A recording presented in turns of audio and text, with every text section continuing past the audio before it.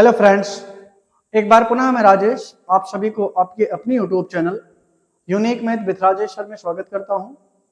Friends, आज हम सब क्लास 10th मैथ एनसीईआरटी के चैप्टर नंबर 2 बहुपद यानी पॉलिनोमियल पर चर्चा करने वाले हैं। जैसा कि आपको ज्ञात होगा कि इसके पिछले वाले वीडियो में हमने इस चैप्टर 2 बहुपद के प्रश्नावली 2B के प्रश्न नंबर 2 से लेके प्रश्न नंबर 4 तक के प्रश्नों पर चर्चा करा था और आज हम इस वीडियो में प्रश्न नंबर 5 से लेके प्रश्न नंबर 8 तक के प्रश्नों पर लगभग चर्चा करेंगे और आई होप आपकी ये आज की ये वीडियो आपको जरूर अच्छी लगेगी और आपको कुछ ना कुछ बेहतर जरूर सिखाएगी। फ्रेंड्स, आज की वीडियो आपके लिए बेहद इंपॉर्टेंट होने वाली है, सो आप इस वीडियो को पूरा और कंसंट्रेट होकर जरूर देखें और चलते हैं। जैसा कि प्रश्नावली 2B का प्रश्न नंबर 5 है, कहता है कि यदि बहुपद 2x² माइनस 7x प्लस 3 के शून्य p तथा q है तो p² प्लस q² का मान ज्ञात कीजिए। ठीक है, तो सबसे पहले क्या करना, आपको ये बहुपद नोट डाउन कर लेना है। बहुपद क्या है? 2x² और माइनस 7x प्लस 3, ये आपका क्या है? द्विघात बहुपद है और इसके शून्य कौन कौन है जैसा कि आपको दिया है। इसके शून्य कौन है? p तथा q है। ठीक है, तो यहां से आपको दो चीजें निकालना है, एक शून्यकों का योगफल निकालना है और एक शून्यकों का गुणनफल। ठीक है, तो तभी आप इसका मान निकाल पाएंगे। तो सबसे पहले हम लिखेंगे शून्यकों का योगफल। शून्यकों का योगफल आपको हमने इसके पिछले वाले वीडियो में बता रखा था कि फॉर्मूला शून्यकों का योगफल होता क्या है। तो शून्यकों का योगफल होता है माइनस एक्स का गुणांक, क्या होता है? माइनस एक्स का गुणांक बटे में एक्स स्क्वायर का गुणांक। क्या? एक्स स्क्वायर का गुणांक। ये तो आप बताएं, शून्यकों का योगफल का मतलब हमारे जो शून्यक है उनको हम ऐड कर दें, उनको जोड़ने पर जो मिलेगा वो इसी को हम शून्यकों का योगफल कहेंगे। तो शून्यक हमारे है कौन? एक p है और एक q है, तो इन्हीं को जोड़ लें अगर तो मिलेगा p प्लस q, यानी यही है शून्यकों का योगफल। और शून्यकों का योगफल यहाँ की बात करें तो ये जो है माइनस एक्स का गुणांक कहाँ से लिया जाएगा? ये आपका द्विघात बहुपद है, उसमें से ये आपका माइनस एक्स का गुणांक है, यानी x के जो साथ में गुणा के रूप में होगा उसी को हम x का गुणांक बोलेंगे। और ये कितना है? -7, यानी माइनस फार्मूले में भी है और ये उसका गुणांक भी जो है माइनस में है, ये बटे में 7। और x² की बात करें तो x² के सामने जो है वो 2 लिखा है, यानी x² का जो गुणांक होगा वो 2 होगा। ठीक है, तो एक स्टेप और सॉल्व करेंगे। p प्लस q बराबर ये क्या हो जाएगा? ये माइनस माइनस क्या हो जाएगा फ्रेंड्स? प्लस हो जाएगा। जब हम माइनस को गुणा माइनस में करते हैं तो प्लस हो जाता है, यानी 7/2 आएगा। तो यहां से तो एक मान मिल गया कि शून्यकों का योगफल यानी p प्लस q का मान निकल गया 7/2। अब हम एक फार्मूला और यूज करेंगे, शून्यकों का गुणनफल। क्या? शून्यकों का गुणनफल। शून्यकों का गुणनफल क्या होता फार्मूला? ये होता है अचर पद बटे में x² का गुणांक, बटे में x² का, यही होता है। ठीक है, तो शून्यकों गुणनफल बराबर क्या होता है? अचर पद बटे में x² गुणांक। अब गुणनफल की बात करें तो यही दोनों शून्य को हम गुणा करेंगे, यानी p इंटू क्यू बराबर अचर पद क्या हो जाएगा? अचर पद 3 है और ये है, और x² गुणांक कितना है? 2 है, तो यानी ये जो हो जाएगा 3/2। तो यहाँ से p इंटू क्यू का जो मान मिल गया वो आपको मिल गया 3/2। ठीक है फ्रेंड्स, तो जब आपको एक शून्यकों का योगफल और शून्यकों का गुणनफल मिल जाएगा तो आप क्या करेंगे? हमें मान किसका निकालना है?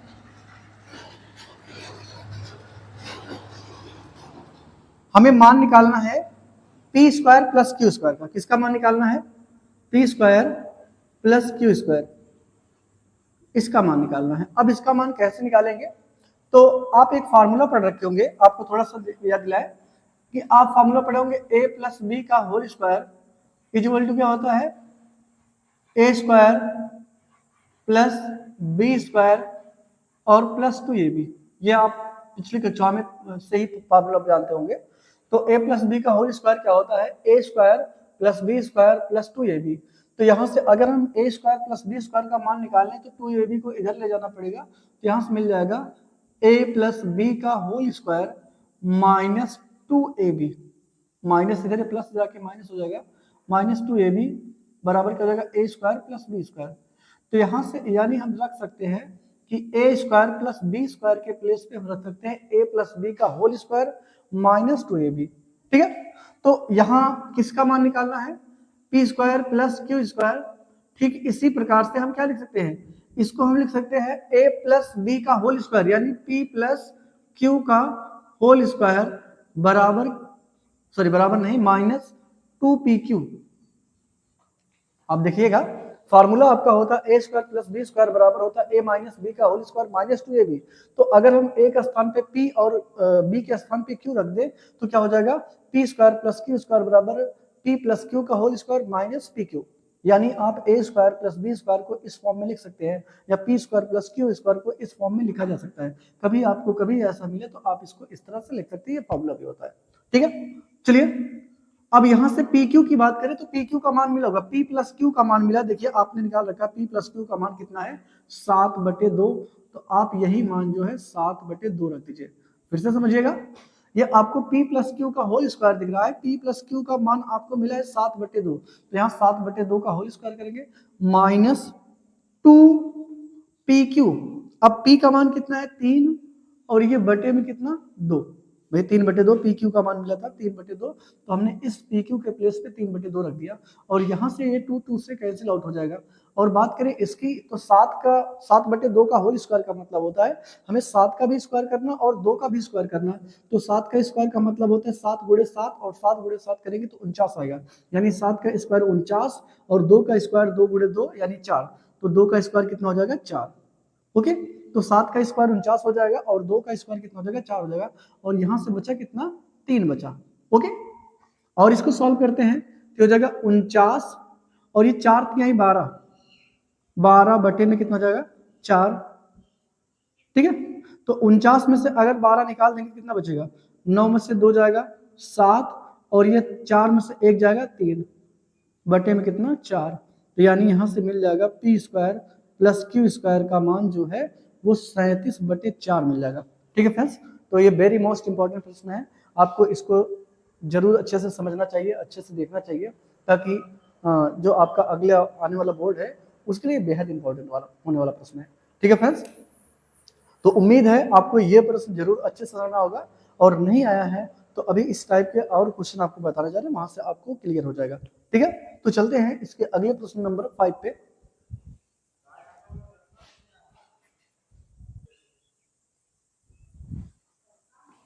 चलते हैं फ्रेंड्स, प्रश्नावली 2B का प्रश्न नंबर 6 है। कौन सा प्रश्न नंबर है, ये प्रश्न नंबर 6 है।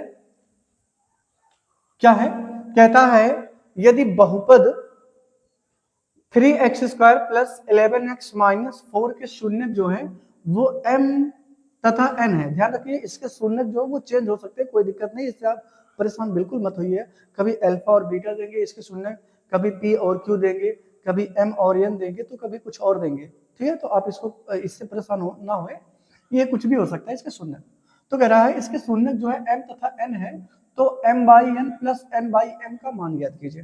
ठीक है फ्रेंड्स, तो जैसे इसके जस्ट पहले वाला प्रश्न था सेम उसी तरह से है। वहां आपने क्या किया था, सबसे पहले इस बहुपद से आपने शून्यकों का योगफल निकाल लिया था और शून्यकों का गुणनफल निकाल लिया था ना। वही काम यहाँ भी करेंगे। तो सबसे पहले हम यहाँ से नोट डाउन कर लेंगे हमारा बहुपद क्या है। बहुपद है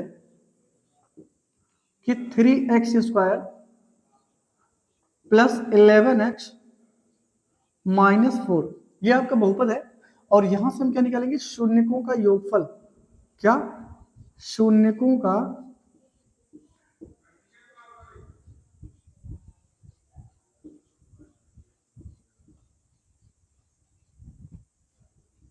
योगफल बराबर क्या होता है फॉर्मूला, माइनस एक्स का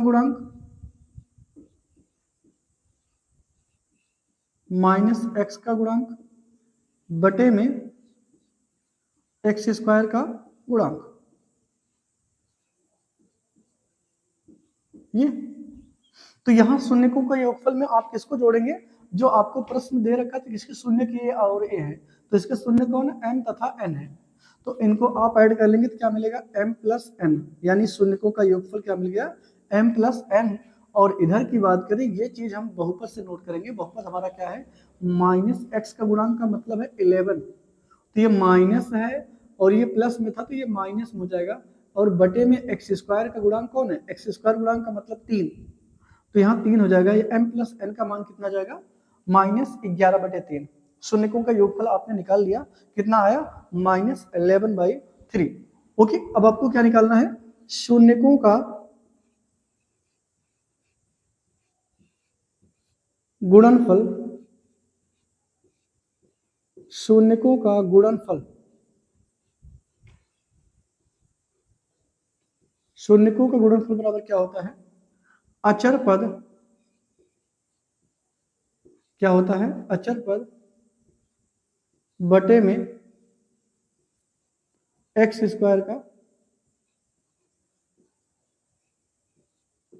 गुणा।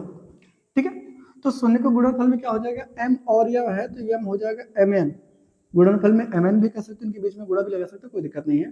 तो अचर पद यहाँ कौन है, ये -4 है और बटे में एक्स स्क्वायर गुणांक क्या है, वो 3 है। अब देखिए अचर पद यहाँ कितना है, -4 है और एक्स स्क्वायर गुणांक क्या है, 3 है। तो यहाँ हमने लिख दिया mn बराबर -4/3। अब आपको किसका मान निकालना है, यहाँ से m बटे n प्लस n बटे m का मान ज्ञात करना है। ठीक है, इसका मान ज्ञात करना, तो इसका मान कैसे ज्ञात करेंगे, सबसे पहले हम क्या करेंगे, यहां से इनको हम क्रॉस मल्टीप्लिकेशन करेंगे, इनका गुणा इनसे करेंगे और इनका गुणा इनसे करेंगे, तो हो जाएगा m square plus n square बटे में mn, और यहां से क्या हो जाएगा, ये m प्लस n का होल स्क्वायर।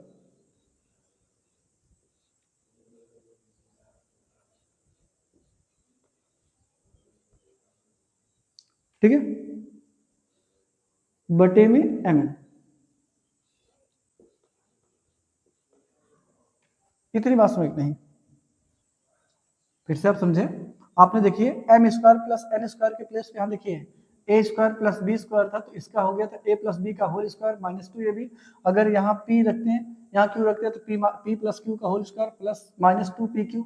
अगर यहाँ M square plus N square, तो ये होता है एम प्लस एन का होल स्क्वायर -2 mn। तो यहाँ देखिए हमने ये रखा है, ठीक है, ये रखा है, M square plus N square के प्लेस पे क्या रख देंगे कि एम प्लस एन का होल स्क्वायर और -2 mn, और ये बटे में mn तो था ही। ओके फ्रेंड्स, यहाँ तक उम्मीद करता हूँ आपको जरूर अच्छे से समझ होगा। चलिए आइए इसको यहाँ देखते हैं, तो क्या निकला कि ये मिला m प्लस एन का होल स्क्वायर -2 mn बटे में mn, ये मिला है।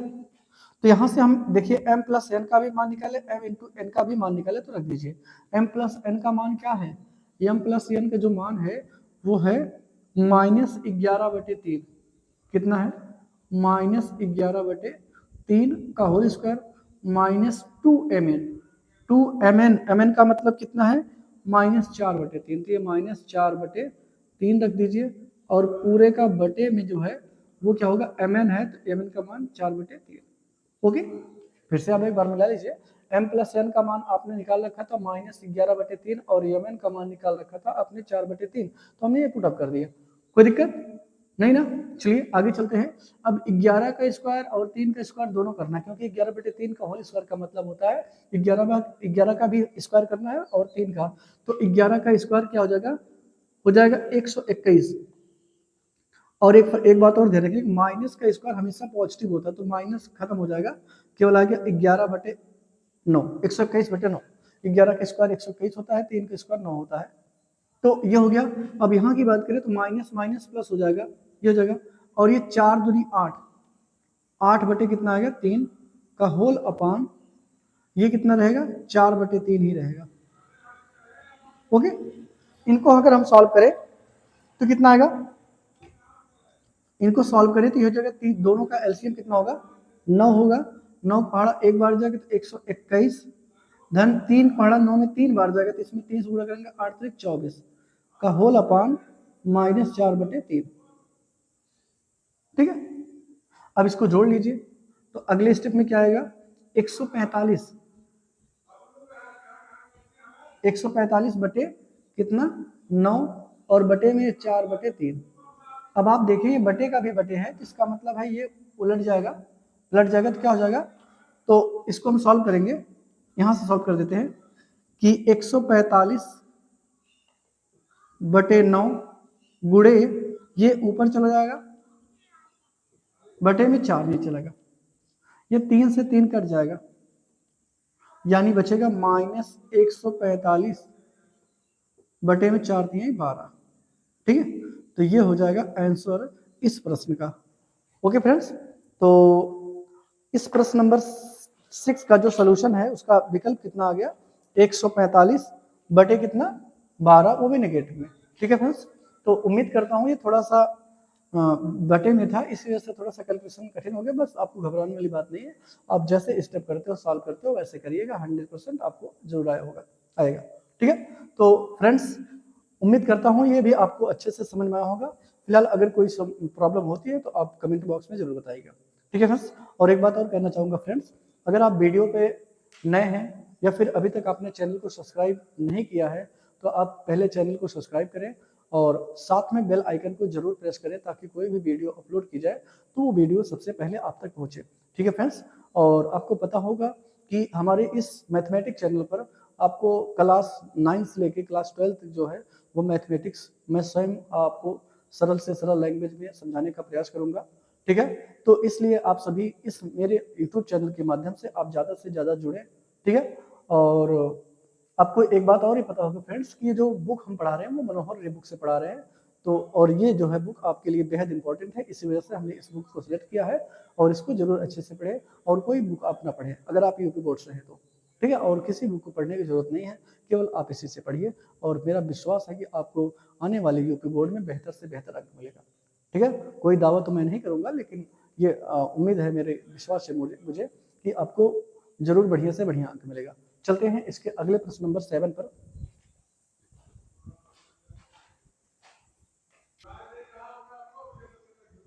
चलते फ्रेंड्स, प्रश्नोली 2B का प्रश्न नंबर 7 है।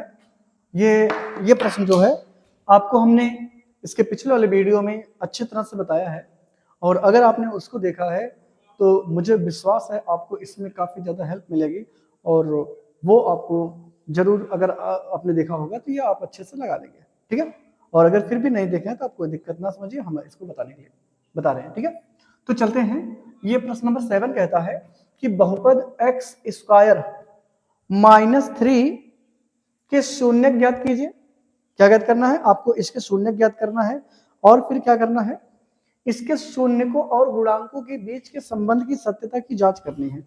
ये काम करना है, पहले तो आपको शून्यक निकालना है, और फिर इसके शून्यकों तथा गुणांकों के बीच जो संबंध होते हैं, यानी एक शून्यकों का योगफल होता है और एक शून्यकों गुणनफल होता है, इनके आपके संबंध की जो है वो जांच करनी, वेरीफाई करनी, क्या वो सूत्र जो है वो संबंध जो है वो सही है कि नहीं, ये आपको वेरीफाई करना है।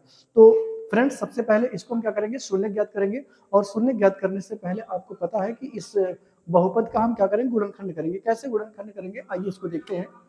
तो ये है एक्स स्क्वायर -3, इसका मुझे गुणनखंड करना है, तो आप बताएं, इसको हम लिख सकते हैं कि एक्स स्क्वायर माइनस इसको √3 का होल स्क्वायर कर सकते हैं। इसमें √3 का होल स्क्वायर कर सकते हैं, क्योंकि आप जानते हैं किसी भी करड़ी की संख्या को स्क्वायर करेंगे तो पूर्ण संख्या मिलेगी, यानी कंप्लीट नंबर मिलेगा। तो ये 3 है अगर, तो इसका मतलब है इसके पहले इसको हम लिख सकते हैं √3 का स्क्वायर। अब आप देख रहे होंगे जब हमने इस फॉर्म में लिखा तो ये बन गया होगा a square minus b square का फॉर्मूला।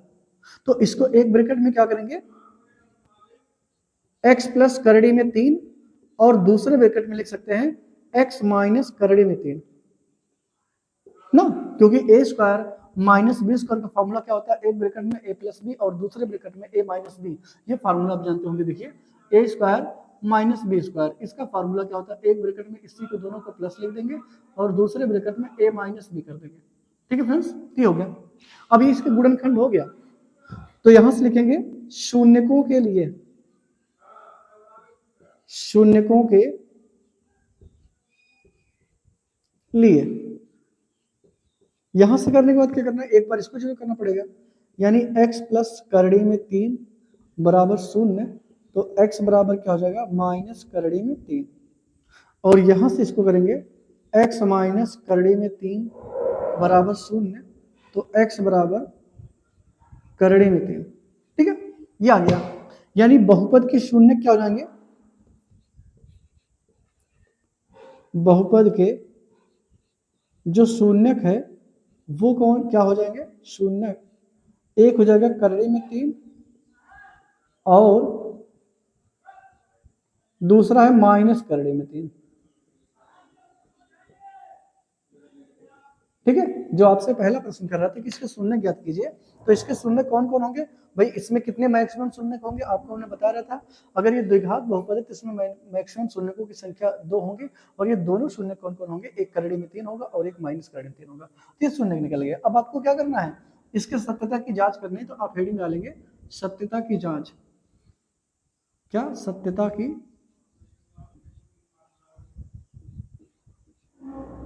जांच। इसको कैसे करोगे, यहां से आपको पहले लिखना है शून्यकों का योगफल,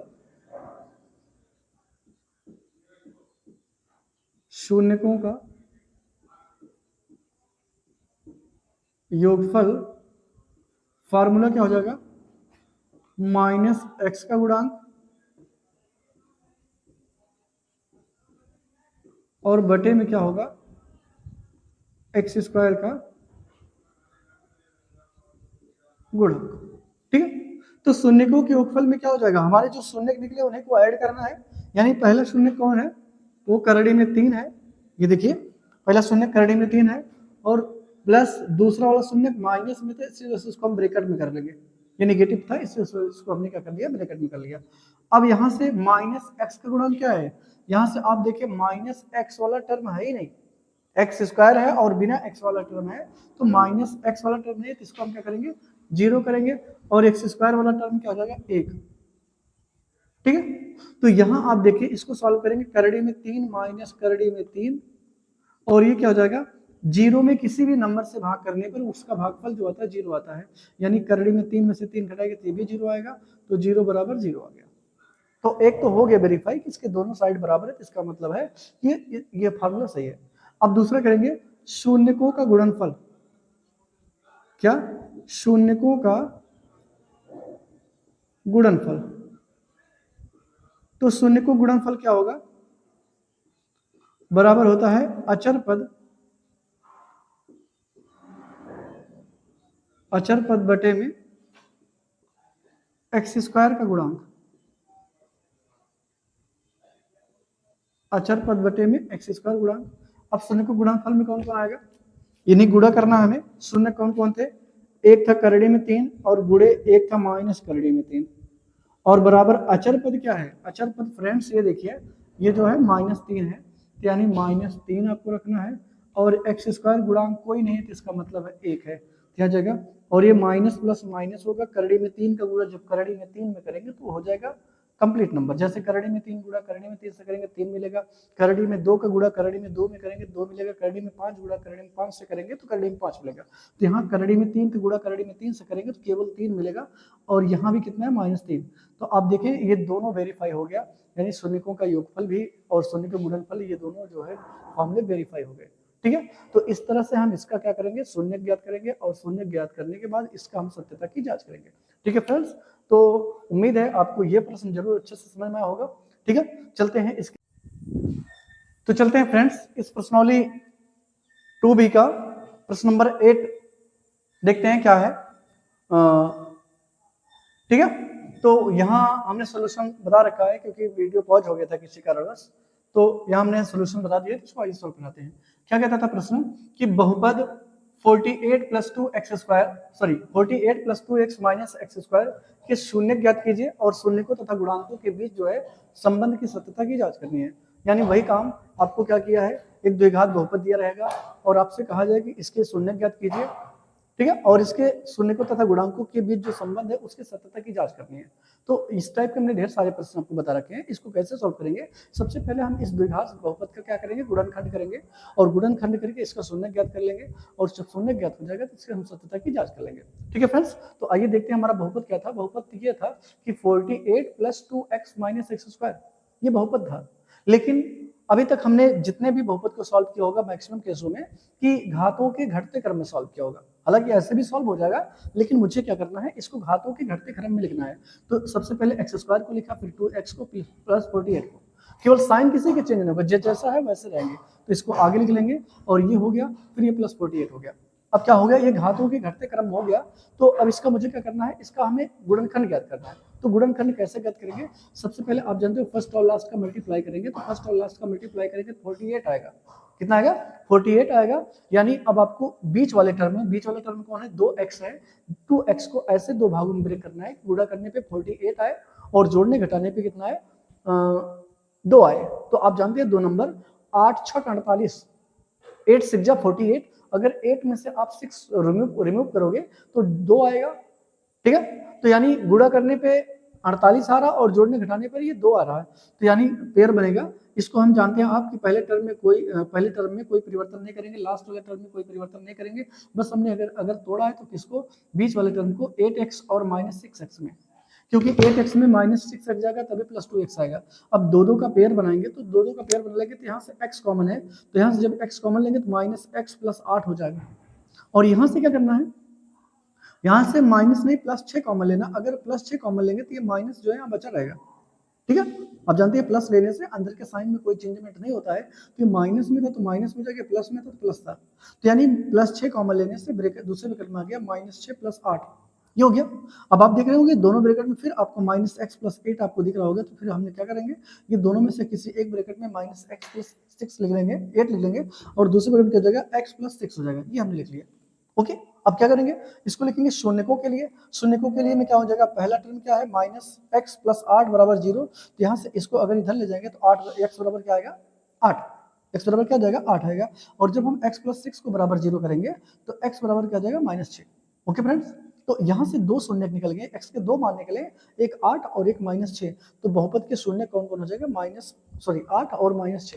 ठीक है फ्रेंड्स, तो यहाँ तक आपको समझ में आ गया होगा अच्छे से। चलते हैं अब इसके आगे क्या करेंगे, इसके सत्यता की जांच करेंगे। अब सत्यता की जांच में आप जानते हैं 2 फार्मूले होता है, एक शून्यकों का योगफल और एक शून्यकों गुणनफल। तो सबसे पहले हम लिखेंगे शून्यकों का योगफल। शून्यकों का योगफल होता क्या है, -x का गुणांक बटे में x² गुणांक ना। शून्यकों का योगफल क्या होता है, -x का गुणांक बटे में x² गुणांक। पहले फॉर्मूला में लिख लिया, और इसके बाद शून्यकों का योगफल।